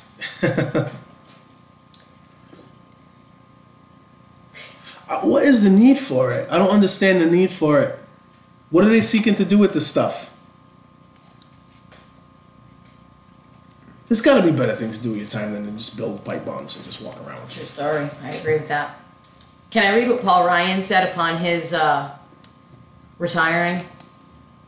Talk about him leaving his little post. But it's comical. I think you two will get a big kick out of it. For real. you. Spend time with his family. He says, the truth is, it's easy for it to take over everything in your life. And you just can't let that happen. Because there are other things in life that can be fleeting as well. Life gets in the way. Namely, your time as a husband and a father. Oh, wow. That's nice. It's beautiful. I was like, wow. That's beautiful. I thought you'd appreciate It's touching. that. It's touching. Yeah. A suspected pipe bomb that turned out to be fireworks in an SUV on Bank Street brought out multiple public safety personnel and equipment this morning, closing off side streets around Bedford Street and slowing traffic. In a press release, Fall River Police Detective John Robinson, the department's public information officer, said that at around 7:30 a.m., police officer Rory McComb was working a detail on Bank Street where road work is underway and no parking signs were posted along the road. He noticed a black 1999 Chevy Tracker parked in the no parking zone and observed suspicious items inside. So that was it just turned out to be some fireworks, I believe. Wrapped in aluminum foil. Yeah, it's interesting. In the back seat, which I found it odd because it's wintertime. So if it was like around the 4th of July, like, or even Memorial Day, I would be like, all right, I could see somebody maybe having fireworks on Memorial Day. But like, or 4th of July or whatever, but not just on your average April day after Christmas. No. Know what I mean? Yeah. Good. I'm glad you know what I mean. Geo Tracker, 1999 Geo Tracker. Yeah. Does it have a dashboard? I think it might have a dashboard. Yeah, there's only 4 that didn't have the dashboards. Tricky Fords. I mean, I didn't even realize that a 1999 Geo Tracker could even be driven anymore. I figured those were all broken down now at this point. Right? I mean, really. Maybe that's what he was going to go out with the bang. He was just going to blow it up. It's possible. No. Well, I just hope that they're really questioning the guy, you know what I mean? Like, not for nothing. If he wasn't from Fall River, he's not from Fall River, he's from Boston, right? That's the first thing. Second thing is, what the hell you got fireworks wrapped in aluminum foil for in your car on a random day? And from what the police officer was what's quoted in that article is there were wires going from the front. So it said Robinson indicated that during the investigation, Lawrence Crump, 40 years old of Boston, approached an officer and claimed to be the owner of the SUV and said that the suspicious items were fireworks. Fireworks are illegal in Massachusetts, and Crump will be summoned to court on a charge of unlawful possession of fireworks. A plugged-in phone charger wire was running object. Can you read that? Because I can't read it. A plugged-in phone charger wire was running into objects in the back seat. Police report that those objects were wrapped in aluminum foil. No? A little odd? Just a touch. Sorry. That. So as a reader, I read that and I was like, okay, and that's it. Was the car on? Like, I don't know. Was the battery even charging these things? I don't know. Don't know.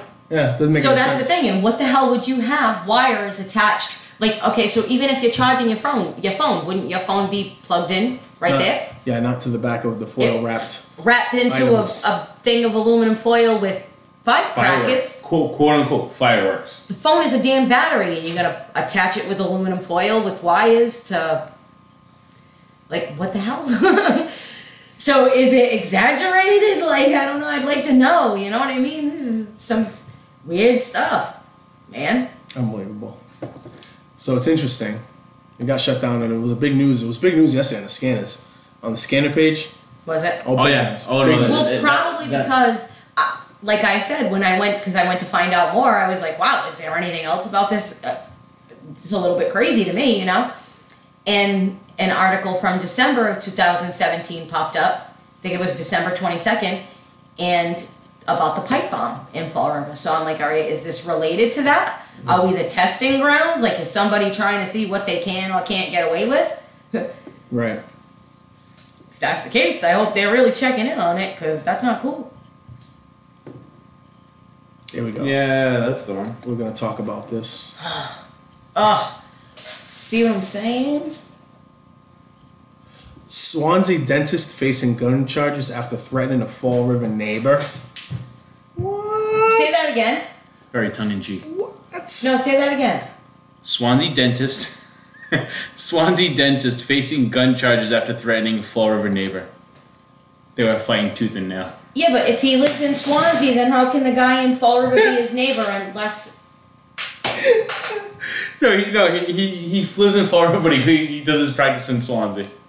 So he's a Swansea dentist. And he's done because of the jail. Okay.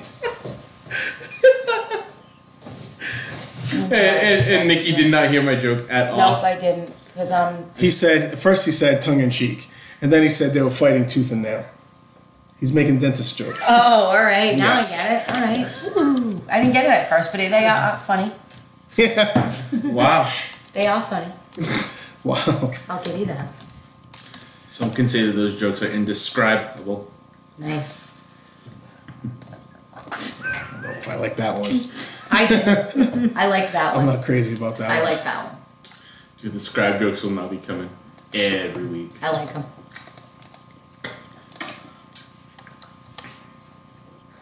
So I'm better write them all down. There's something about a purple bag that I don't know. It just makes. They have that same picture. That picture's been there since Because 2014. it's the only one they got. Yeah, I know, because no one's complying. Because no one's complying. The You know only what I one mean? they got. Oh man, which one should I? I gotta do this. The Swansea one. The Swansea one looks serious. Come on. I kind of like I want to talk about the Dep 4 one because I think All right. that is a little. The TIF board. Pisses me off. That is a bad one. 2 companies are in line for tax breaks for the work they are doing renovating vacant buildings. If anyone was listening from the beginning of the show about an hour and a half ago, Nikki was already in a mid-rant when we were talking about this earlier. Yes, ma'am. Okay, as you read that when you said they're getting TIFs because they're doing renovations, okay, those buildings are not city-owned property. So just saying. Those buildings were owned by private companies. The city's TIF board will recommend that Ocean State Job Lot get a TIF agreement and that Alan Maycomber receive a tax increment exemption for his work renovating the old Durfee Tech. Oh my goodness. The old Durfee Tech? On Bank Street. I know. Oh man, okay. Yep, see what I'm saying? Oh, yes. Oh my goodness. What did I tell you about realtors? What did I say last week about Got away realtors? with that. Run into Fall River. He got away with that. Ocean State Job Lot is rehabilitating the former Shaw's Market on Canning Boulevard for a newer, larger store. So that's where they're going. They're going to the old Shaw's. Yeah. Interesting. Oh, you didn't know that? I haven't been paying Closer attention. to the Tiverton line. I haven't been paying any attention at all to a lot of these details. It purchased the plaza that contains the store. That's Bob Cameron's property. If I'm not mistaken. He said privately owned property. The TIF board recommended the council grant a 5-year TIF to Job Lot. How is it? He's going to get a TIF because they're renovating private property. It's strange to me. I don't know about that. It's a little odd. Yikes. The Job Lot, or for Job Lot, the TIF will be worth 80% of the tax increase resulting from improvements to the property, 50% in years 2 and 3, and 20% in years 4 and 5, according to Kathy Rivera, city administrator. A tie was granted to 64 Durfee LLC, the listed owner of the former Durfee Tech on 64 Durfee Street. Rivera said it will grant an 80% exemption on increased tax for the first 5 years and 20% for the second. If the council approves the agreements, Maycomb will be able to apply for the State Department of Housing and Community Development that crazy? for state What'd I tax tell ya? credits available to developers creating market rate housing in gateway cities. Yikes. What did I tell you? What did I tell you last week? Last week I said that. Last week I said people were flocking here and it's the wrong kind of people. And before the city council gives Ocean State Job Lot, or before whoever is approving this TIF, okay? Before you do, can you please, I implore you to look into when and if they've received TIFs in the past and when that TIF expired. I implore you, because I'm willing to bet that TIF expired pretty recently. And that's one of the points that I make. So we have a company right now who's in Fall River who's a tax-paying company, okay?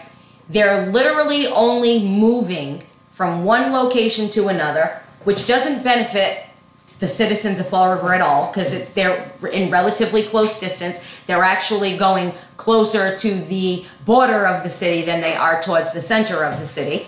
On top of that, they're going to get a TIF. That TIF means less taxes coming into the city of Fall River. So this, essentially what you're saying is, you just asked the voters of Fall River to vote to increase their taxes because we need a high school so badly. And you're gonna be cool with giving a company that's already in the city, one that's not a blooded Fall River company. You know, this is a big company that's outside of Fall River. It's not a Fall River born and raised company. It's I'm Rhode sorry. Island based. It's a Rhode Island based company, which I love, and I love Ocean State. I shop at Ocean State, but I don't think they do anything for the city of Fall River that's worth another TIF. No, they don't. They do absolutely nothing. Basically, And the fact that you made a really good point before we started the show. I'm not sure if we caught it when TJ likes to just start the show randomly, but you have companies in this city that have been here for decades upon decades upon decades that pay their taxes and have faithfully and they've done their own expansions and they've moved to other places and gotten bigger and they've never asked for an exclusion or anything like that. And now you have this company that's going to do that. That's not even a Massachusetts or even a Fall River. Well, I should say a Fall River. Never mind Massachusetts company. Right. That's ridiculous.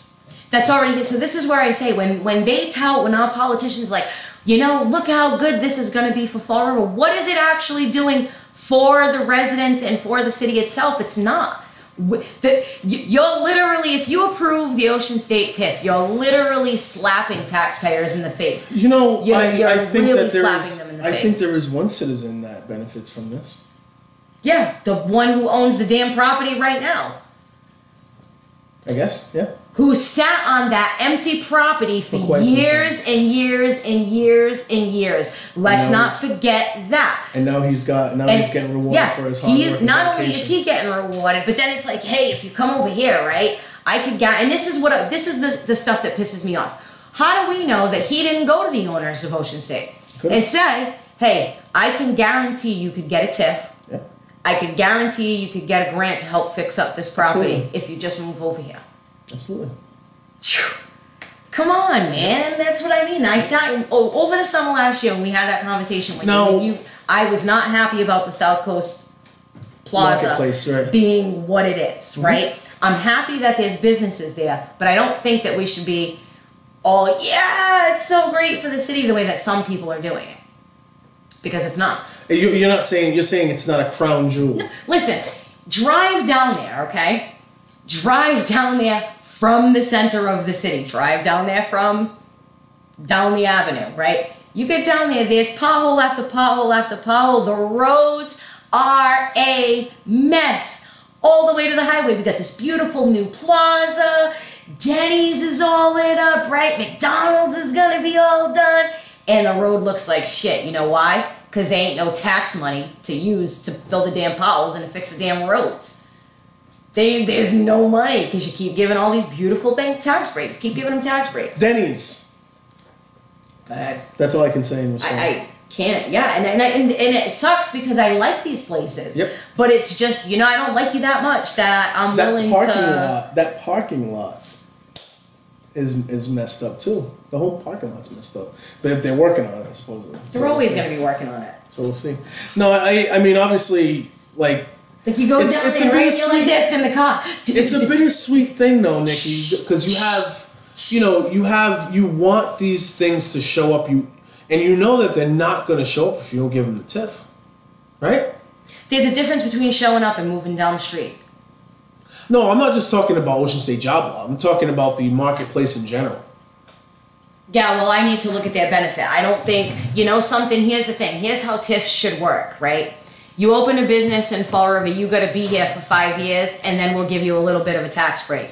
Then after 10 years, we'll give you a little bit more of a tax break. After 15 years and more hires, we'll give you a little more of a tax break. That's not how it works. Nikki, I just don't think that we're, as a city, and I said this with Amazon too, I don't think Fall River is in too much of a negotiation position.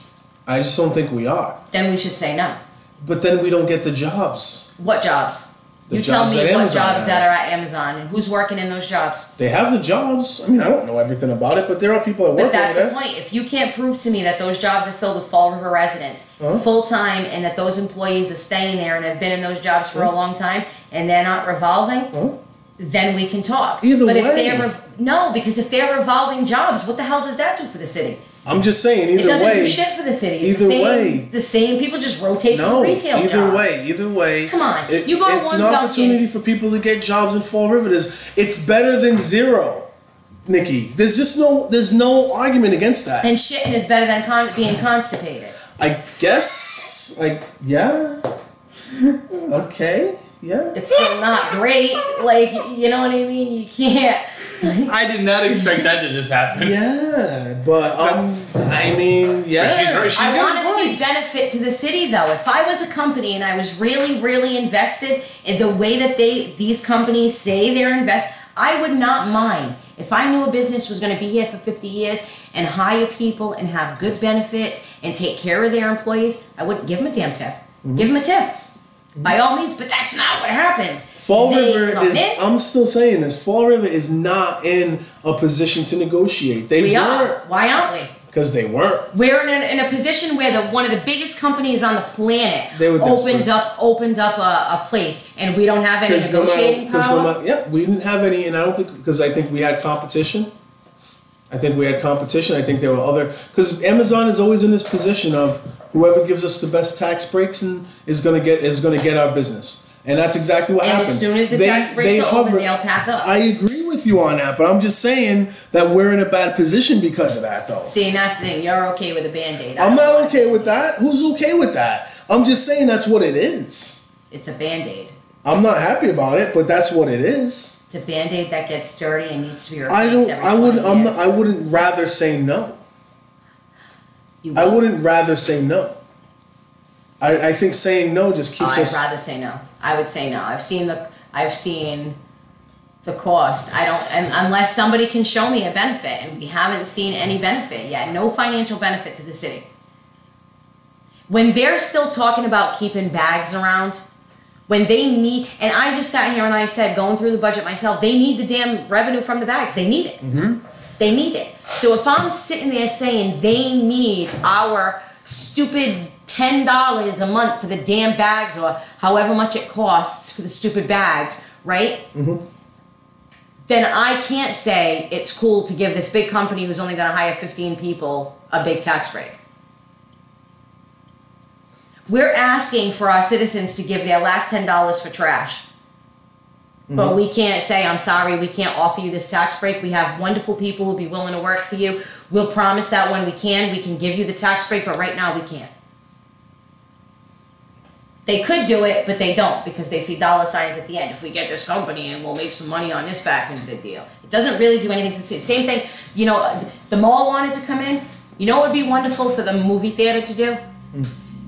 To all the kids in the city, right? What should have been done the second day opened. You guys get good grades on your report cards, B's are up, and we'll give you a free movie ticket every semester, right? I want to see that investment in my citizens. If they start investing in that, businesses be invested in people be invested in the businesses. Like I said, those are all good things, and I would want to see that too. And but I guess if they maybe don't it's just do because that, nobody talks about stuff like that. But if they don't do such things, it's not a make it or break it for me.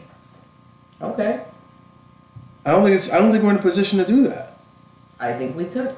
Well, no, we'll just sit there with dead property all over again. We won't know unless we try. Same thing with privatizing the hauling of our trash. Huh? I said we I heard won't you. know until we try, like the privatizing of the hauling of our trash. No, I try like. Telling somebody, I'm sorry, we can't offer you this tip, but we'd be more than Somebody happy. else will just pick it up.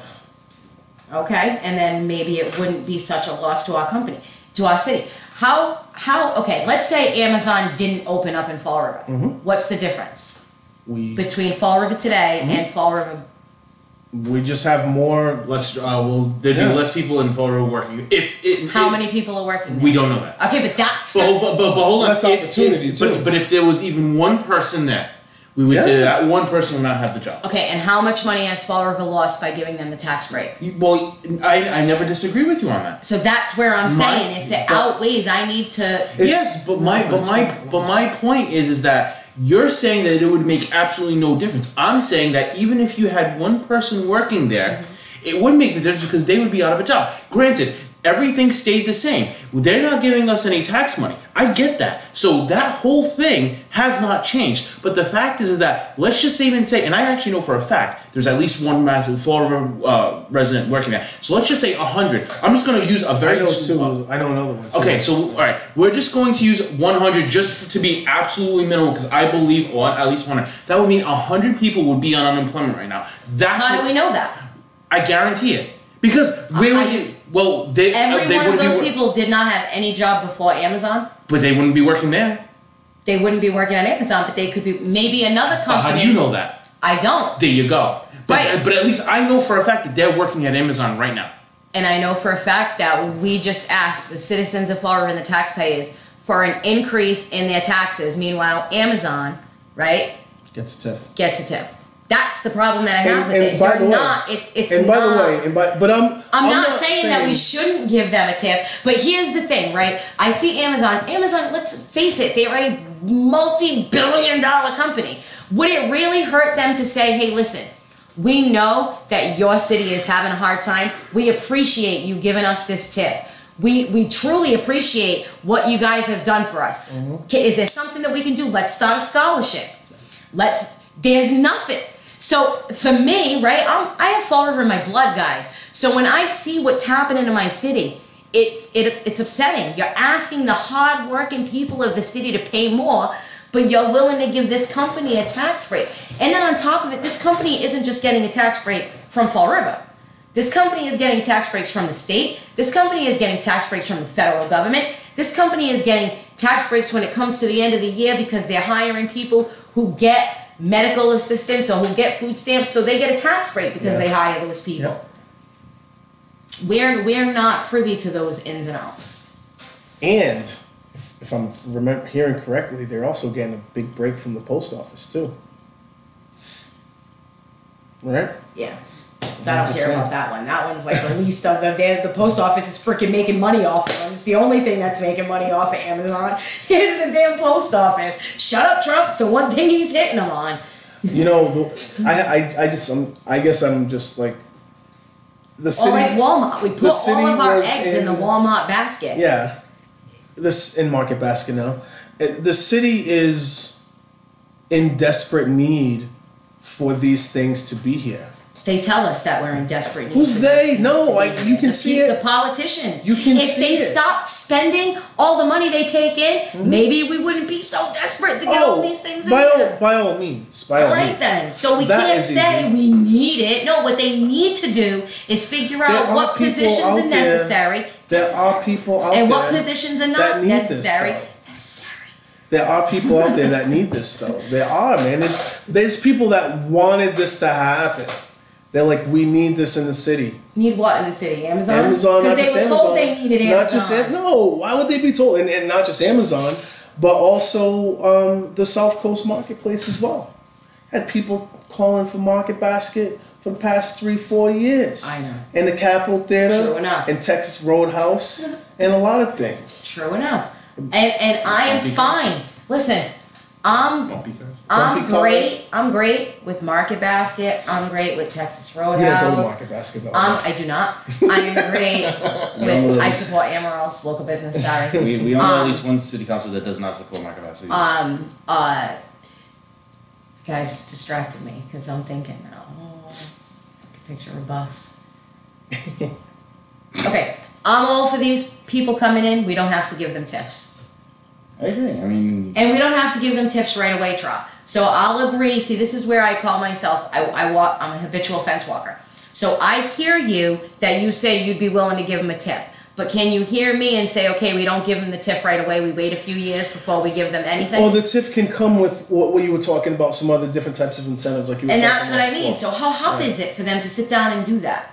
It's not. And like I said, when it comes to a company like Amazon, I've never been in that. I've never been at that table. You've never been at that table. It might be a lot more ruthless and cutthroat than we realize.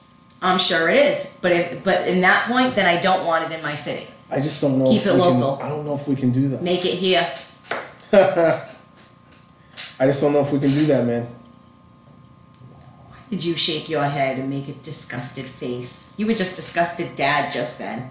Like your daughter came home. I was thinking. I was like more like Robert Downey Jr. Like eye roll, like the eye roll gift that we always. Yeah. I've seen that. Yeah. That's what I was more going with. On that note, everybody, was a nice segue to the final part of our show. Since it's got 5 minutes. Final countdown. We have.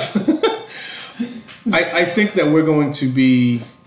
I think there's like things to look at that can be looked at as positive things, but are you going to like Nikki was talking about? Are you going to go down to the casino in Tiverton or to Market Basket or anything like that and say that our city is better for it? I mean, it's an argument, yes or no, but then if you're not getting any of that income to help take care of certain things like your schools, your streets, and everything else, it's bittersweet.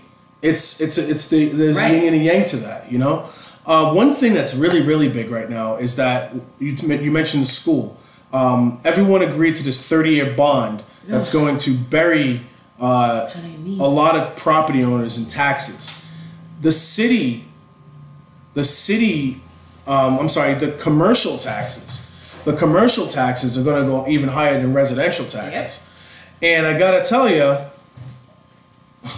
we're getting this new business coming in, right? They're going to get a TIF agreement. Yep. So that's going to put even more of a burden Which is on the businesses. who that are already have been there. here for a long Yeah. time, who have employed Fall River residents and Blount. for a long time. Yeah, Blount, I think. I'm telling you. But Blount got a TIF agreement too. Blount is more of a local company. Is Right, but more they of got a TIF newer- agreement too. Yes. So a lot of companies over there that did not get TIF agreements in the industrial Who've been park there area, forever. Yes. they're going to get hit pretty good. Yes, they are. Matuk? Yep. Yeah. Yep. And you know what's sad about that, right? Is these companies who have put their blood, sweat, and tears into this city are going to find themselves eventually in a position where they're not going to be able to stay. And they're going to have to leave. And when they leave, because they're not going to be able to compete, That tax shift is going to... it's going to fall right on it. This is the problem we have happened. Look at how many businesses have closed up shop and bounced. Yep. And then you look at what's coming in. So maybe that's just what I see, and that's why it's worth it for me to say, I'm sorry, I'd rather not have a Walmart than have a Walmart, because I've seen what it's obliterated in its time it's been here. It's just going to be tough for us to represent, or for people to feed their families if we say no to everything, because the whole entire landscape Vocation's seems coming this back. way. That's the one good thing about the Trump administration that you have to say, is that there's been a push for more vocational work. And again, if we can be objective looking at the Trump administration, there's a lot of crap that I'm not obviously happy about, and I'm sure you could say the same thing, Nikki, same thing, Derek.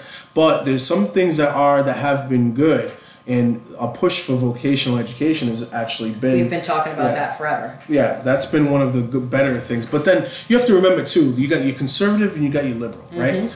Both can bring value to the table if it doesn't get too extreme. So there are some things about the conservative point of view that we can look at and pinpoint and say, hey, this actually does make sense. Not everything, but in particular when it comes to education, it can't just be bachelor degrees and master degrees. I mean, I'm saying it like that, but it can't just be that. We do need...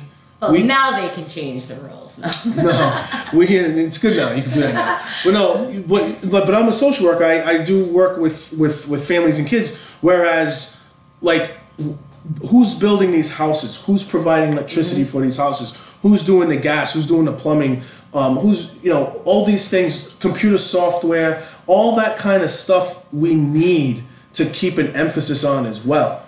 Not everyone can just go to school and get a liberal arts degree and get a job where it pertains to liberal arts. It's just not there. Right. So it's good to see a push. And Fall River is a good example of it. Diamond is a very, very well performing everybody school. in the city keep their eyes on Diamond. Yeah. I went for an orientation, and I was actually surprised how much it's changed in such a short amount of time. Very, very well They're performing very school. But what's cool about it is they're becoming more college oriented too. Yep. So they're expanding their AP classes, which is awesome. So these kids are getting a trade and their classes, both and like worlds, it's cool. You and I have talked about that, about the city opening up more vocational schools that benefit the city. And I know that Derek had my city council card sitting there, and I know he likes to float them around when I get on my little high horse here. But one of the things I did talk about in the very first election was that getting a college level education here that focused on expanding what goes on in Diamond would be good, in my opinion, or something that maybe expands on what they do at MIT. If we could have a college institution here in Fall River, you're looking at three different ways that it benefits the city. Obviously, the biggest is the educational piece, but also businesses would want to build around that, because you have internships. You have college or what do they call those, entry-level jobs that people will want to take advantage of, these opportunities, instead of people going to Dartmouth, Rhode Island, or Bridgewater. Goodness gracious. Instead of going to those three places after they graduate high school, they can stay in this area and maybe build in this area. And there's also another factor. When you talk about four-year colleges, especially four-year colleges, you're bringing in people from all over the country, possibly from other countries.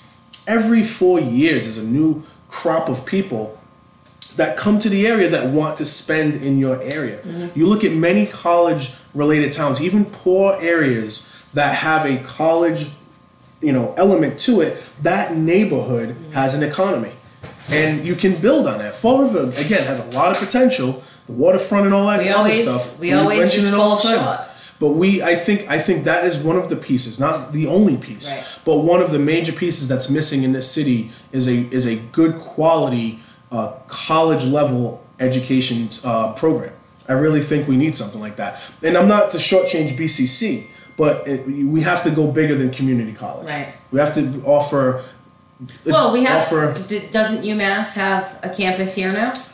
I mean, we have satellite campuses for Boston University too. And just to expand on what you said, actually, they're doing more classes now at Diamond as well, and I'm sure they're opening it up to Durfee. The colleges around are opening it up to the kids to be in both schools at the same time to earn college credits while they're in high school. We just went so big on this high school piece that we burdened the taxpayers really hard on this. We had a good opportunity to build a functional new school for high school kids without breaking the bank on taxpayers, but we just completely that was just a huge mistake. I think that's going to really bite us in the long run. I think selling a lot of the schools, the properties that we did have, and closing them and building the big elementary schools is what screwed Fall River to begin with. They should have focused on the high school first and then went backwards, because the elementary schools, most of them were in better shape than all the other schools, than the middle schools and 30-year bond and not knowing two things. Not knowing the interest on the bond and not knowing what the maintenance schedule is going to be on the schools and the maintenance costs. To me, those are going to be humongous problems down the road. And that's been Fall River's biggest downfall with city-owned properties, is there's never any maintenance. They're never or at least the schedule for it. I got a front row seat to the maintenance guys. They work hard. There's their rear ends. There's only a few guys. They don't have. They have a maintenance crew for one school taking care of the entire city. Yes. That's what they have. Yeah. And there's no investment in it at all. I think it was like 5.7% back in 2017. 5.7% of the budget went to maintenance. Meanwhile, 10%, over 10%. But it's not the guys in maintenance. No, just the entire. It's because the maintenance department isn't staffed the way it needs to be. That's not the staffed other problem. up. But if they staff it up, then what comes with the staffing up? I know that, but again, that's what also comes into them needing to renegotiate with union contracts. That's where union contracts come in. So again, we'll wait for June. I'm like, everything is riding on this Supreme Court decision, and nobody ever talks about it. Yeah. 2:03, guys. Yep. So we're going to get going. Thank you for listening. I'm going to post this up on the Facebook page, and I'll start to share this around. And thank you for listening, everybody. You have a great day. Woo!